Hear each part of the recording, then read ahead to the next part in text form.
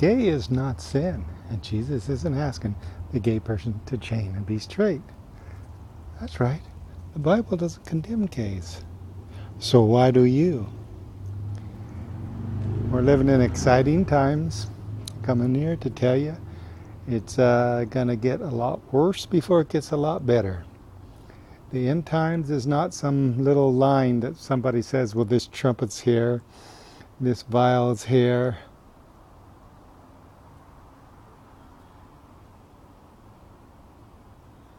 And so you get the assumption that you could put together the tribulation period kind of neatly. And we got some pretty sophisticated prophecy teachers that try to overlap things, or to say this, it's my way or the highway, and here it is. Even I come on here and I tell you there's 1260 days the Christians are going to be here, and they're going to be shaken by the two witnesses. Well, they're going to be shaken by more than just the two witnesses. And things are going to happen. Antichrist is going to be doing things. But Antichrist comes into power, and he has power for 1290 days. And that cannot start from the beginning of the trib, because then it would go off into the 1,000-year reign with Jesus Christ, and that's impossible. And he didn't start 30 days before the trib. And like I said, we all got our ideas. I mean, maybe it does start 30 days before the trib. So I better be careful what I say, because I might then find information that goes along with it. But it's more likely, because it fits much better, that his time on earth to be ruler of the world as it was, or at least most parts of the world, because there are countries that aren't going to go along with him for the duration. But anyway, it will start at the end of the trib, because we know for a fact that Jesus is going to have an angel grab the Antichrist and the false prophet, first and second beast, and that angel is going to throw them into the lake of fire. Then he's going to grab, the same angel is going to grab Satan and throw him in a pit and bound him with chains, and Satan won't be loose for 1,000 years. So we know at the end of the tribulation, the last day of the trib, there's no more rule or time that Antichrist has.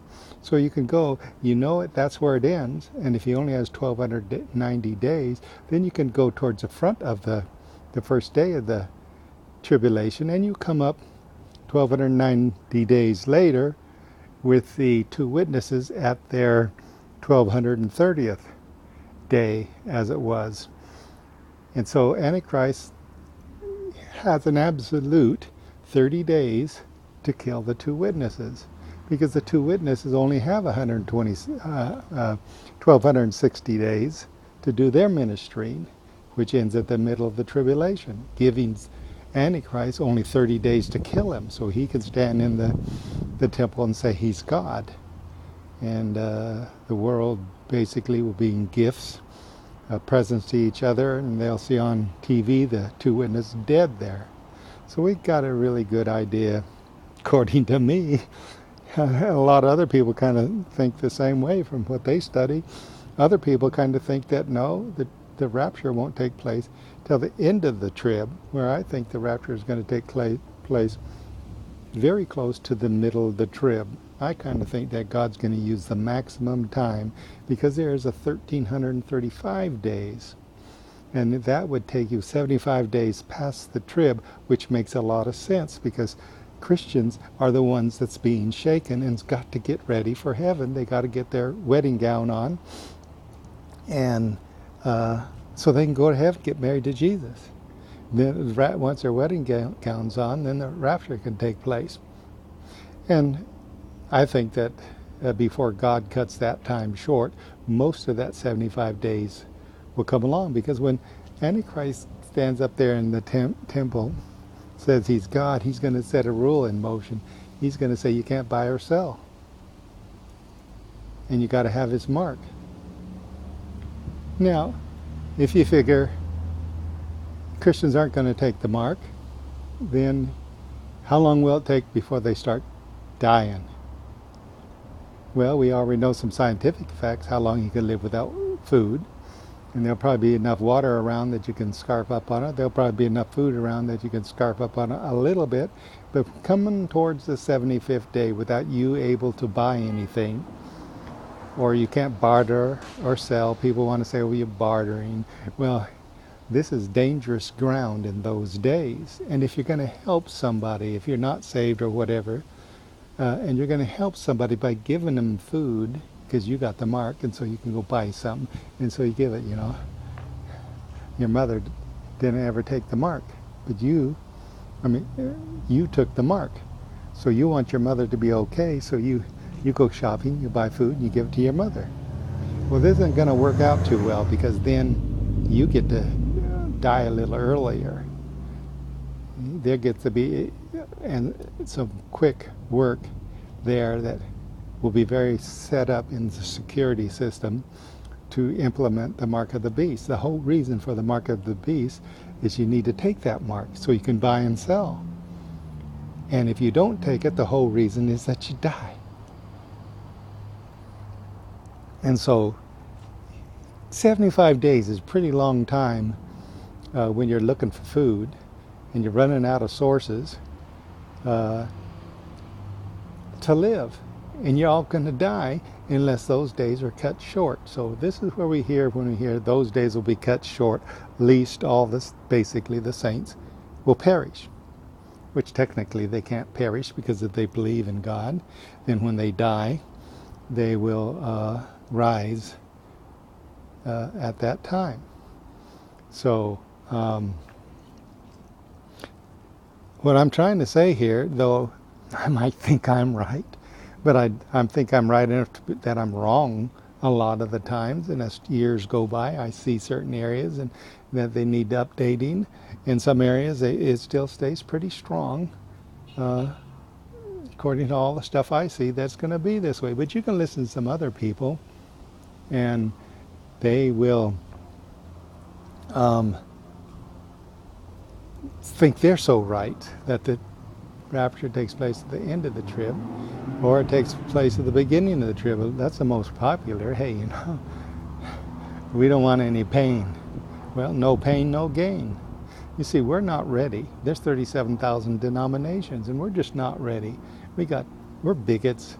We're do all kinds of stuff that's not right. We like to point fingers, says you're doing wrong, so you're going to hell. But you got to remember, 3 of those fingers are pointing back at you. You have to be judged the way that you're judging that other person. And so that means you're saying that this guy's sin over there is going to get him hell. And so that means the sin that you're doing is going to get you hell. And you can't say, well, I'm forgiven, and so it's forgiven me, and I'm not doing it on purpose or whatever. Well, how are you to judge if the other person's not in the same boots as you are? Maybe he's not far enough in his walk to figure out that there's some things he shouldn't be doing, or gotten to the point, God writes his laws on tablets of flesh. Because if we were able to obey something, it would have to be the entire law of Moses. So we're sitting there, hey, now I know the rule. We don't do this. If it's a green light, we can go. If it's a red light, we got to stop. Otherwise, if we don't stop, we're going to go to hell. Well, it don't work like that. If we don't stop, we might die because a car come running into us or something. But the point here is, we like a lot of rules, and we think our rules are right. But it is by grace that we're all saved, not because you think you know the law and you can judge somebody else that doesn't seem to be obeying the law that you think they should be obeying.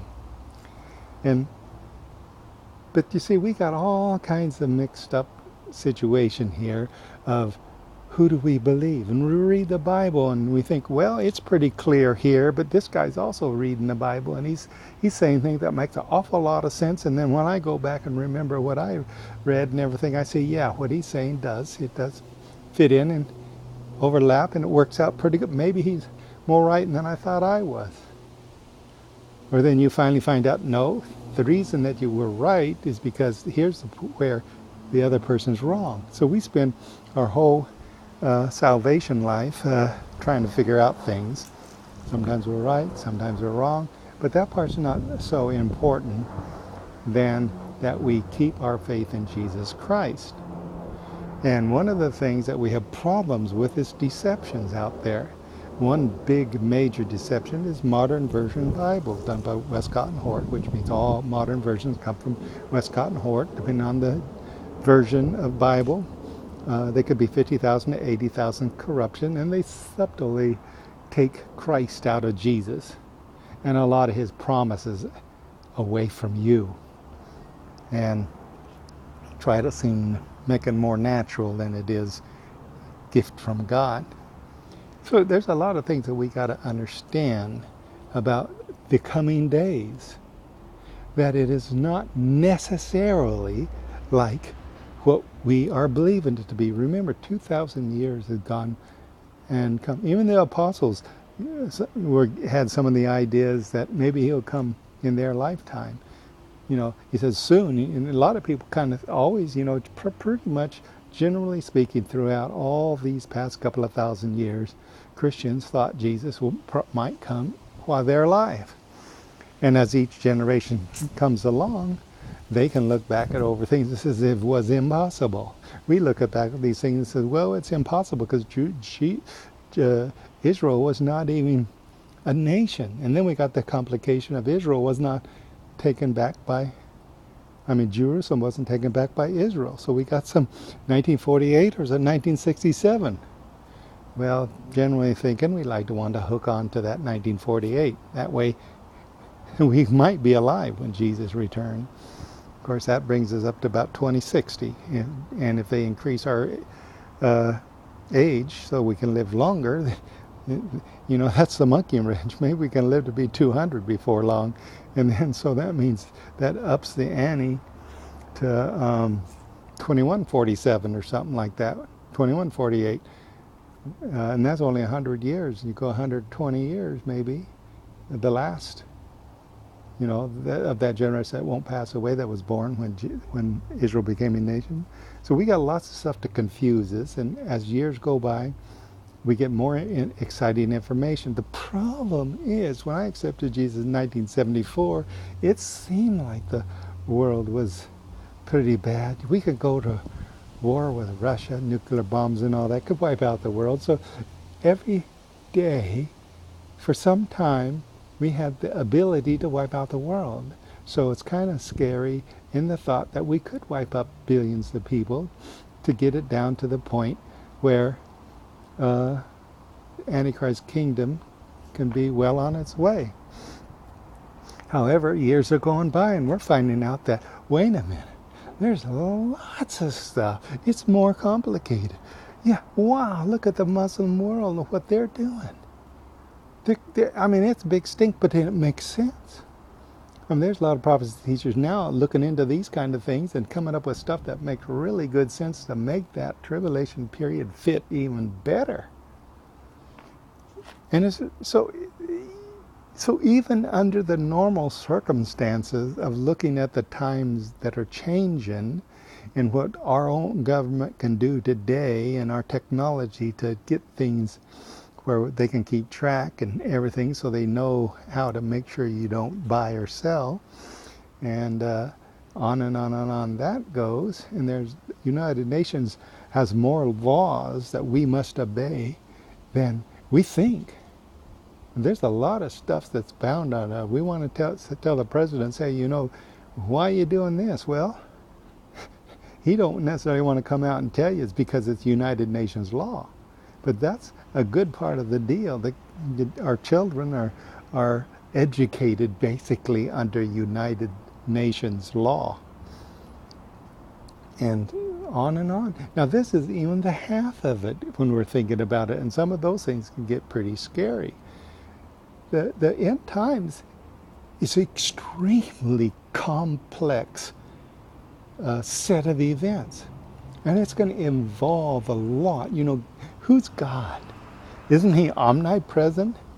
Right now, he's sitting there right here, listen to me and say, hey, this guy's crazy, Oh, wait, he said something that's pretty good. Nah, he's all wrong. And, I can't hear what God's thinking at the moment, but he might say, sometimes I'm right and sometimes I'm wrong, or he just listens and says, go for it, yeah, tell him.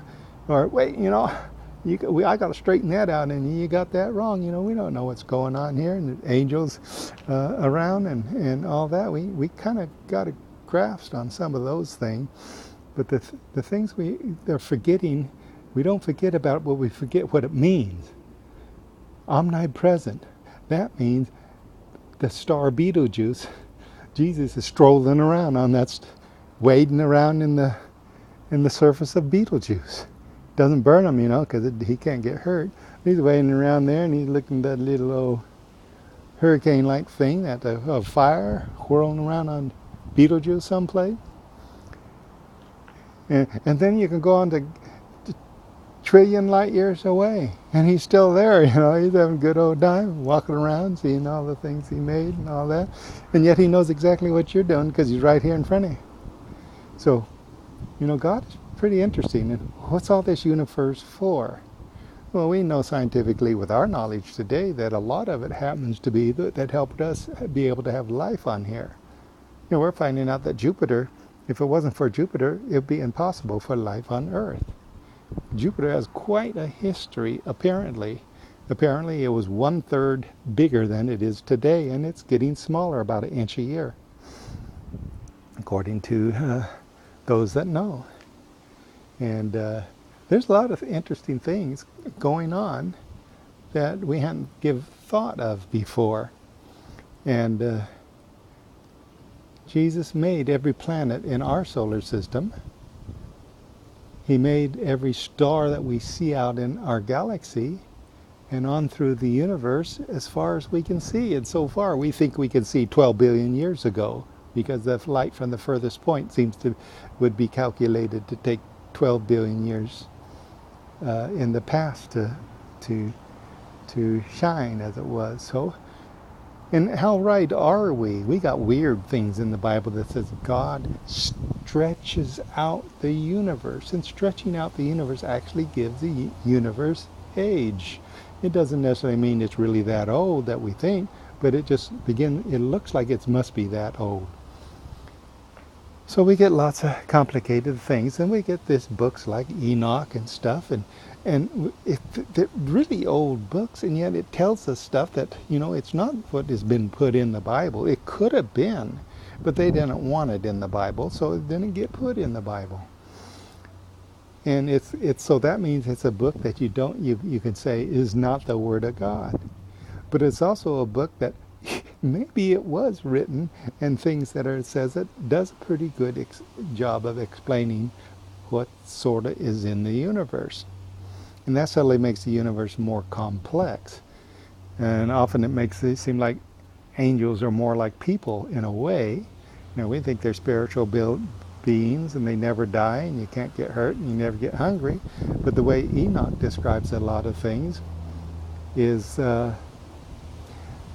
they have solid places, as it were, to live and do things, cities and so forth, pretty much all over the universe. And we have this thing that says Satan had a planet in our solar system called Rahab or something like that. It was totally destroyed and wiped out. And they say it's not the asteroid belt, it's something else. And we get this, and we have to take it with a grain of salt. Is it real? Is this part of it? Well, it doesn't matter if it's part of it. What matters is there's enough information, with enough credible resources that says something's gone on. Now we're going to Mars. And we're getting things about the moon more and more and more. They're taking photographs of the moon, and they're seeing things that, hey, we didn't make this thing down there. It's not ours. What is this thing? These building-like things, this base-like thing. They're seeing with the telescopes. And with the Hubble and stuff like that. They aim it over there, take some picture, and say, whoops, what's that?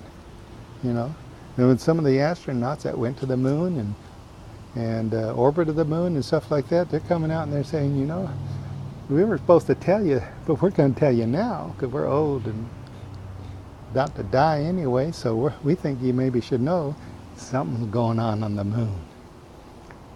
Is it?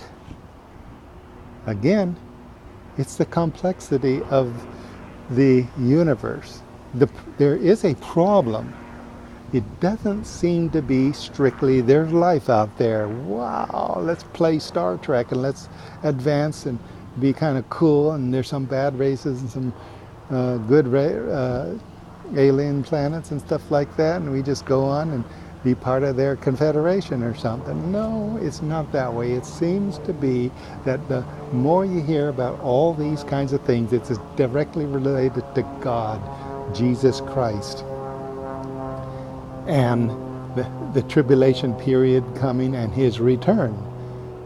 I mean, if it's going to be simply aliens, then why do we have to involve God or somebody that wants to come and rule the world?